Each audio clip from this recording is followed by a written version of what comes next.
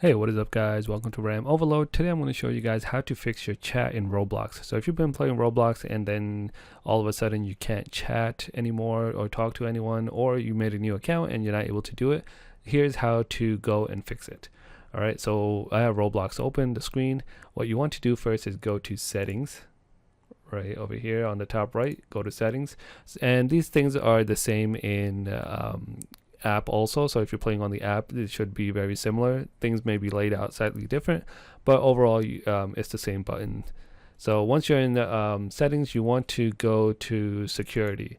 So I believe with the new update they don't have this anymore, but the old one did have an option, account restrictions. So just make sure that's disabled. I don't know if it's updated for everyone, but if there is something called account restrictions, just disable that. All right, and next what you want to go is to privacy and content restrictions. All right, so now here you can see there's a communication drop down, right? And once we go in communication, and we can just look at all three of these. So experience chat, you want to make sure it's selected to everyone. Direct chat, everyone.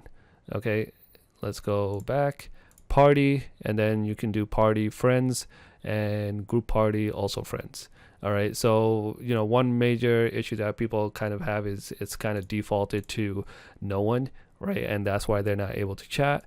But basically you can update it over here. And then camera as well, if you want to update the camera or be able to view it and stuff, you can definitely just go over here and enable that.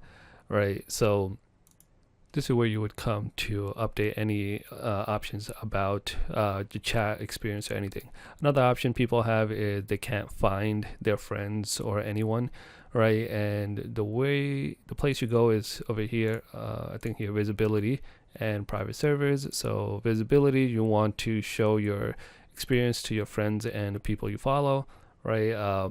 Or you can choose who you want to show it to. And then private servers, choose who you want.